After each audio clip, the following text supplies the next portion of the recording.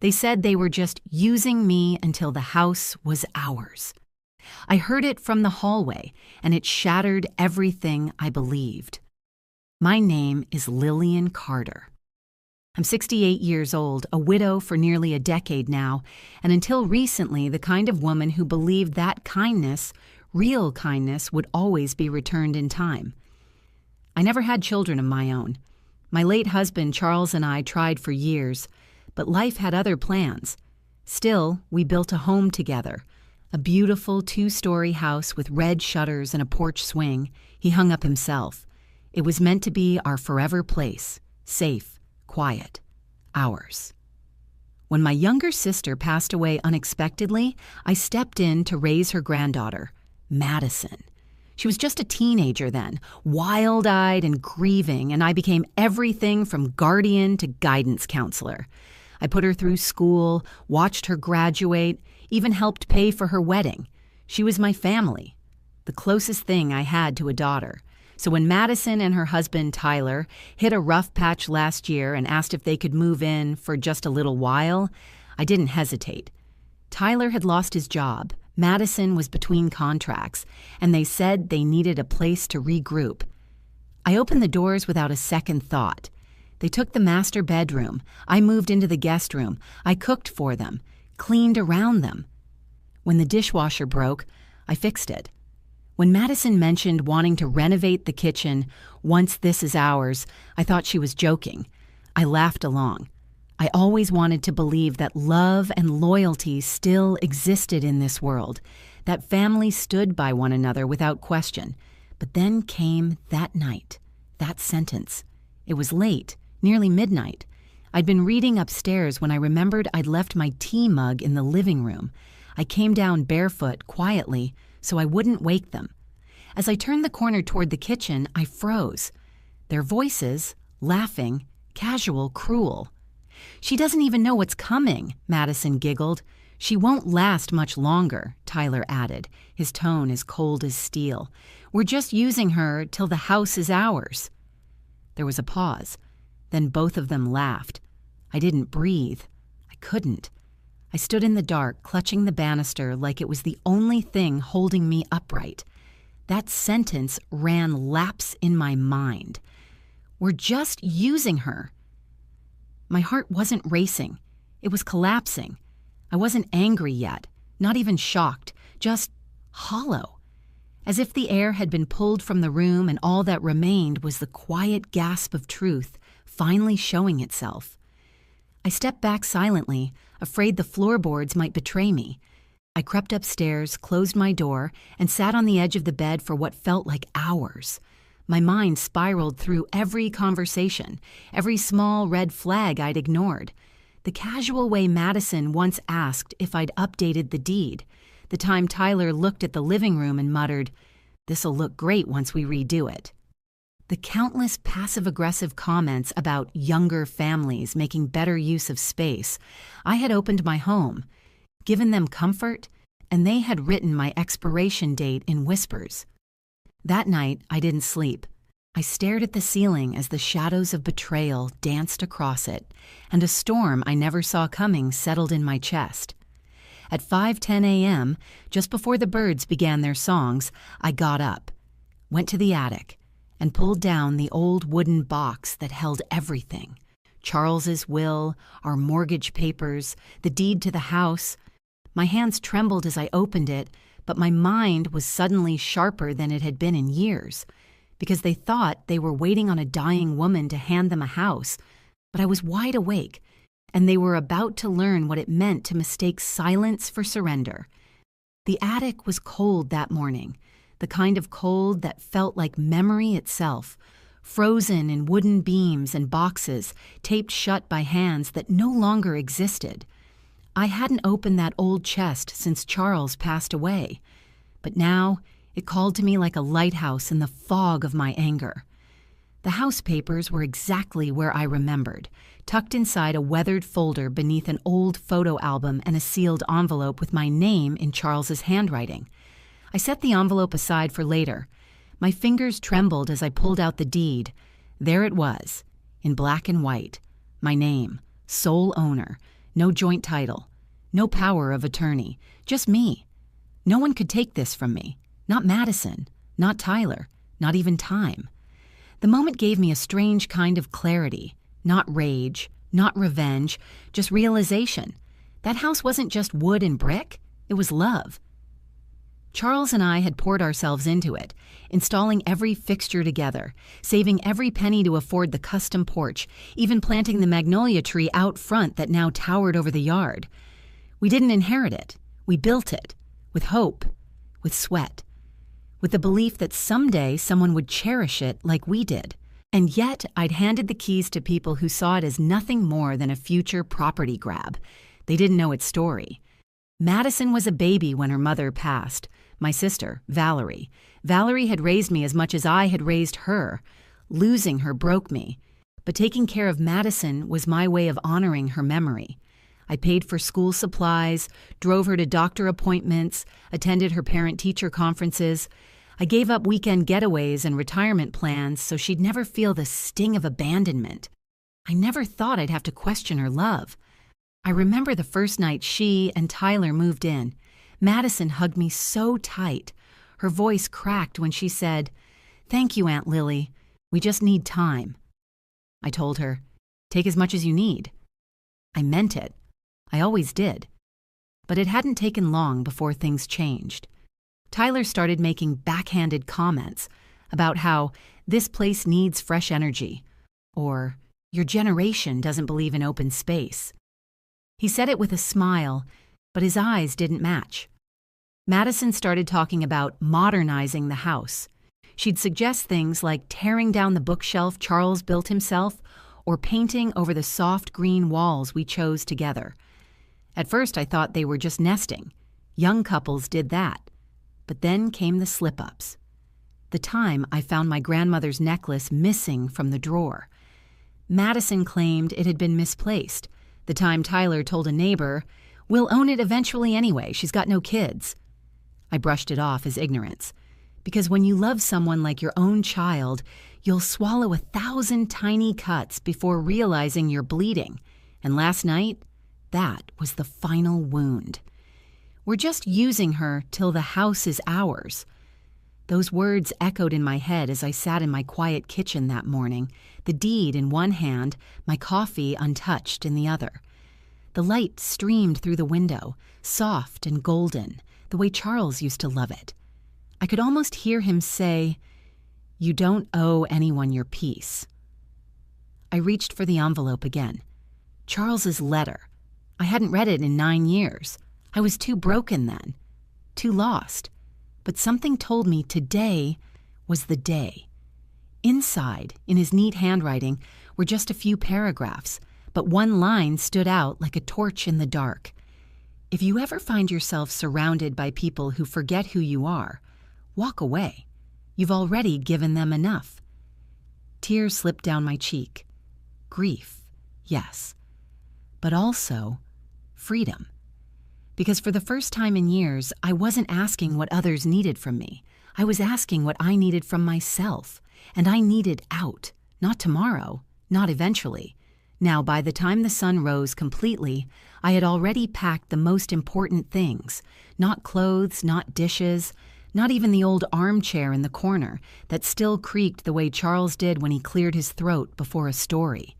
No, what I packed were documents, truths, the foundation of what was mine. The deed was ironclad. The will was clear.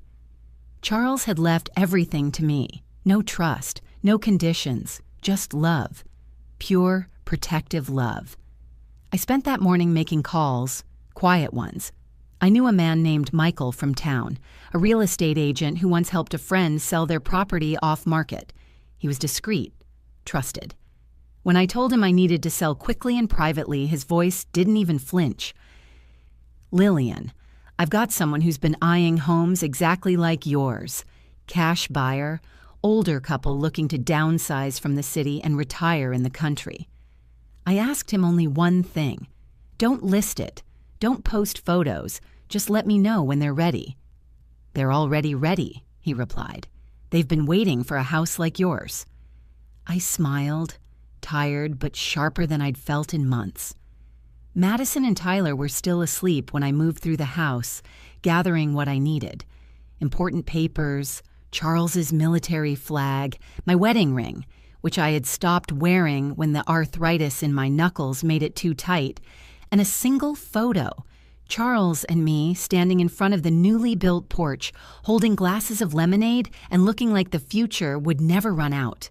Funny how much love you can put into something, and how easily people born decades after its foundation think they're entitled to it. I left behind the furniture, the linens, even the crystal set Madison had once admired, because none of that mattered anymore. This house had been a home when it was full of love, but now it was just a target for people who'd forgotten how to care.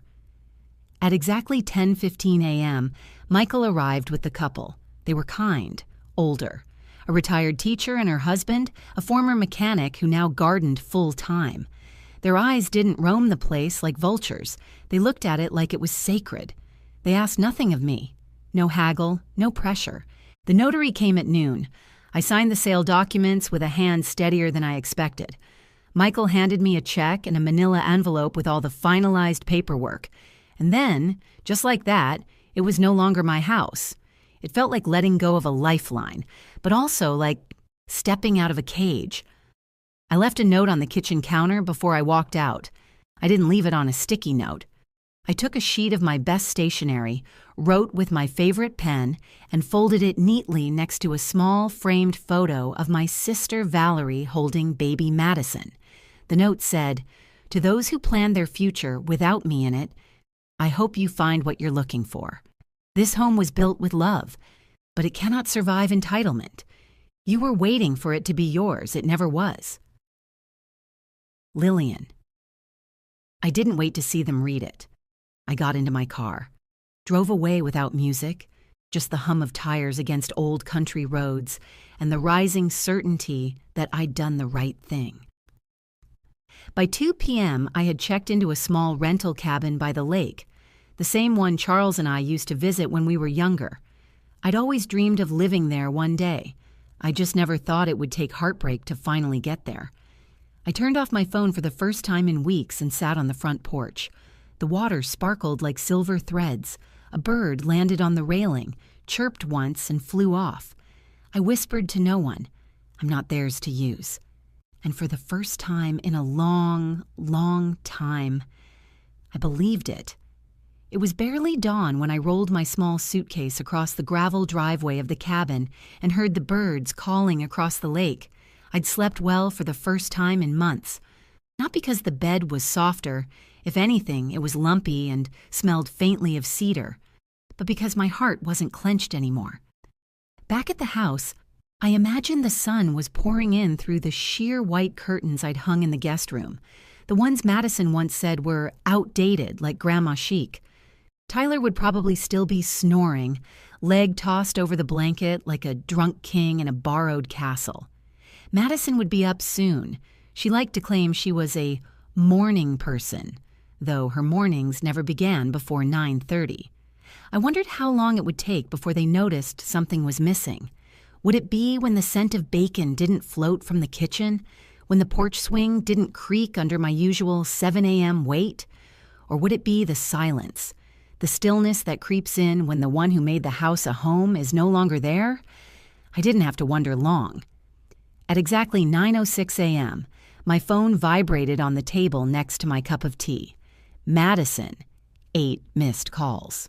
Then a text. "Where are you? Where's your car?" I took a long sip of tea and let the message sit. At 9:12, another one, this time from Tyler. "Did you leave early? There's a weird envelope on the counter with our names on it. Is this a joke?" I didn't reply. By 9:15, my phone lit up like fireworks. "You sold the house? Are you insane? Aunt Lily, what did you do? You can't just leave." I turned off the screen. Yes, I could. I had. At 9:42 a.m., the cabin's landline rang, a number I didn't recognize, but I knew that voice the second I picked up. "Lillian?" Madison's tone had changed. Sugar, not vinegar now. "I think there's been some sort of misunderstanding." I said nothing. Look, we thought maybe you were just letting us take over some responsibilities. The house was getting to be a lot for you, right? We were helping. I still said nothing. She kept talking. You've been like a mother to me. You raised me. This house, it's the only home I've ever known. There it was. Now she remembered. I finally spoke, calm even. Exactly. It was a home, until it became a calculation. There was silence on the line, then a sharp inhale. You heard us that night. I did. And you just sold it? Without saying a word? I said plenty, you just weren't listening. She didn't reply. For the first time, Madison Carter had no words. I ended the call gently, not in anger, just in peace. That afternoon, Michael texted to let me know the buyers were moving in within the week. Madison and Tyler had until Friday to vacate. No extensions, no appeals. The sale was final. By evening, I received a voicemail from Tyler. He didn't yell, he begged. Please call me, we didn't mean it, it was just talk. You know how people say things in private, you don't have to do this. But I did. I had already done it. And deep down, they knew why. I stood on the cabin's porch that evening with a blanket wrapped around my shoulders and Charles's letter folded in my hand. I read it again, whispering the last line like a prayer. When the time comes, choose peace. Choose yourself. I hadn't burned bridges. I'd simply built a door and walked through it. The thing about finally choosing yourself is you don't just escape the people who used you. You remember yourself. The morning after I turned off my phone, I drove into the nearest town and stopped at a little diner Charles and I used to love. The waitress remembered me. Her name was Carla. She used to bring us free pie when she had extra slices at the end of the day. I haven't seen you in forever, Miss Carter, she smiled. Still in the big house? I stirred my coffee gently, smiled back. Not anymore. I've moved on. She didn't pry, just slid a warm slice of peach pie across the table and said, "Good for you." That phrase kept ringing in my head the rest of the week. Good for you. As if finally choosing peace was something people didn't expect from a woman like me. A quiet widow, a sweet old aunt, a lady who baked, babysat, and smiled through insults like they were just summer winds. I guess they never realized I could walk away. While Madison and Tyler were losing their minds over the house, I had already found a rhythm. I enrolled in a local community center class, flower arranging, something I'd always wanted to try. I met a group of women around my age, all sharp as tacks and twice as bold. I wasn't the sweet aunt anymore, I was just Lillian. And that was enough. And then there was James, my new neighbor, 3 cabins down. A retired firefighter with a crooked smile and an old hound named Murphy. He brought me firewood the second night it got cold. Didn't ask questions, just said, "Thought you might need it." We started talking more, about everything and nothing. He never pushed, never pitied. One day, I caught him watching me tend to the small garden I was planting in front of the porch, and he just nodded. "You've got the hands of someone who's been through a lot." I smiled. I used to build futures. Now I just grow flowers. It wasn't romantic. It didn't need to be. But it was good. Meanwhile, Madison was spiraling.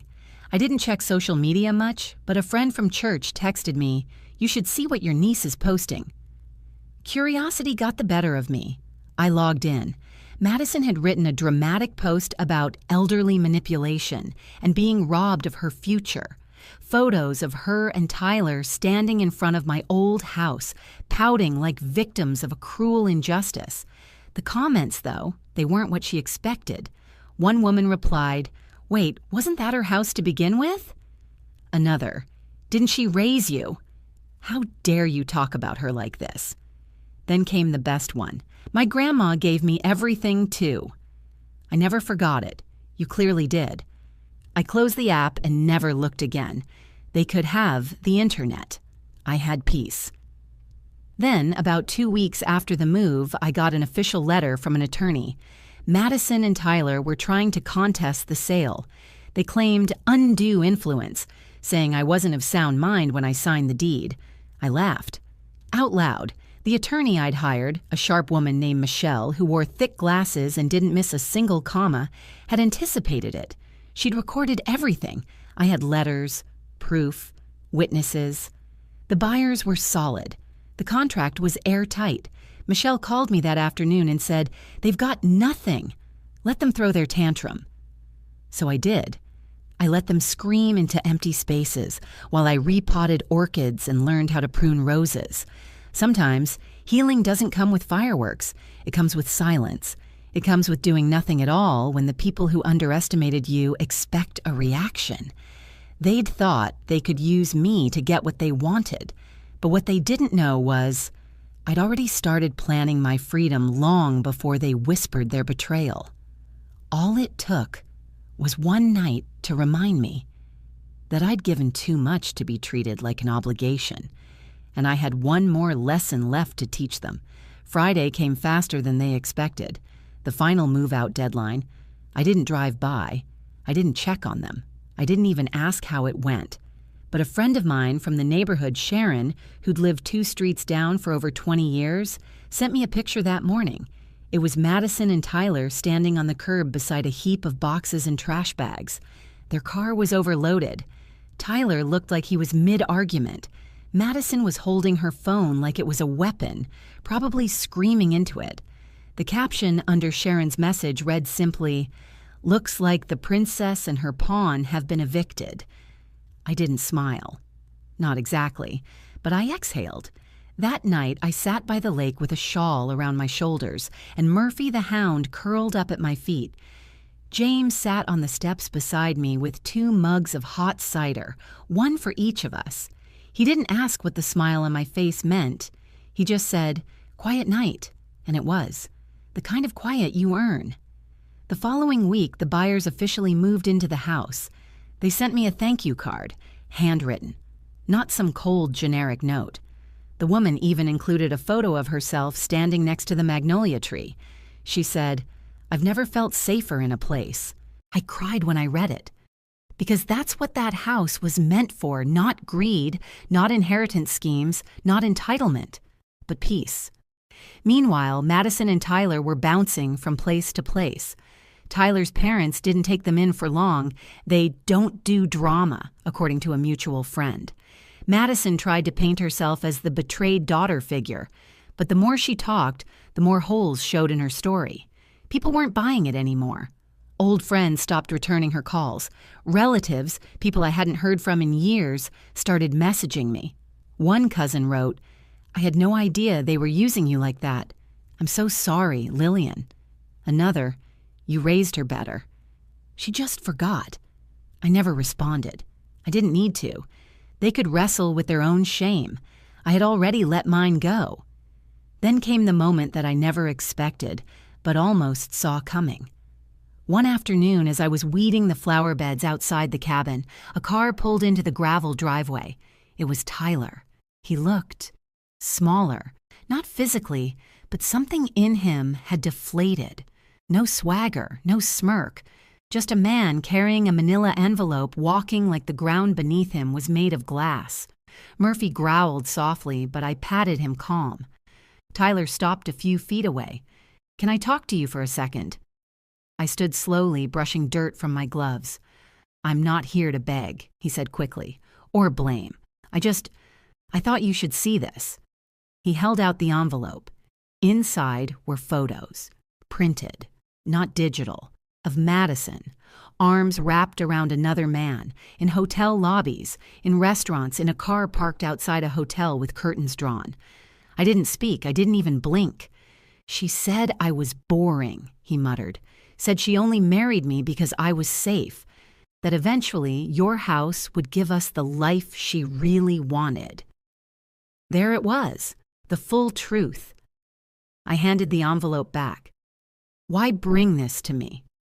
"Because..." He hesitated. "You were the only one who ever gave us anything real, and we treated you like you were disposable. I don't expect forgiveness.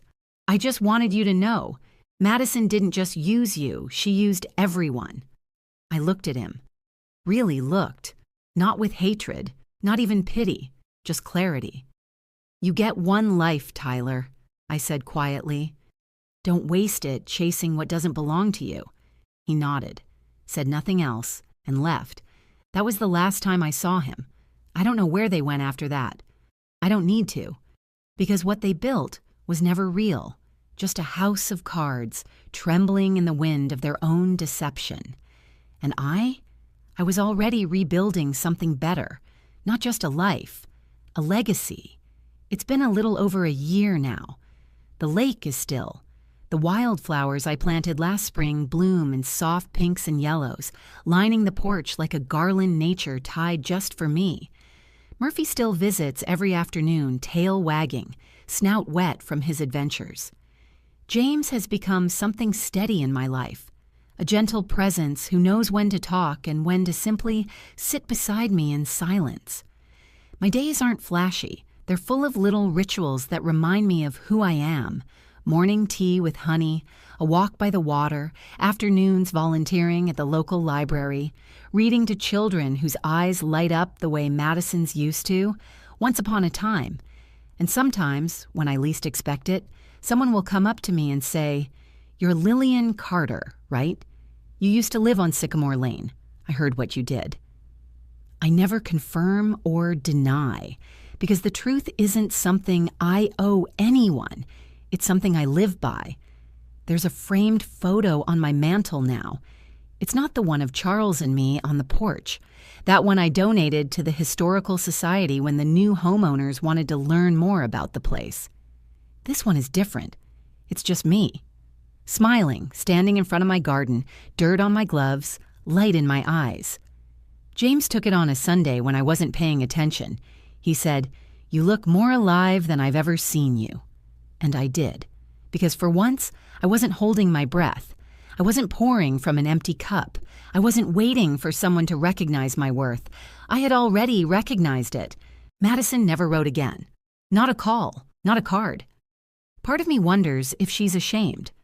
The other part knows she might still be angry, offended even that I didn't let her get away with it. But I didn't do what I did for revenge. I did it for release.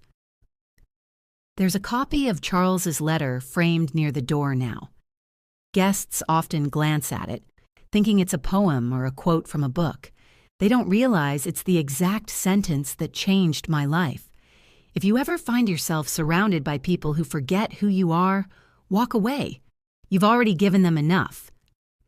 I walk past it every morning, and every morning I remember who I am. Not just a widow or a helper, or someone to be leaned on until they get what they want. I'm the woman who walked away, who gave love until it was twisted and then chose herself, who turned a chapter others tried to write for her into a whole new story they'll never understand. Because when they said, "We're just using her till the house is ours," they didn't know they were handing me a door, and I didn't slam it. I closed it, locked it, and planted flowers on the other side.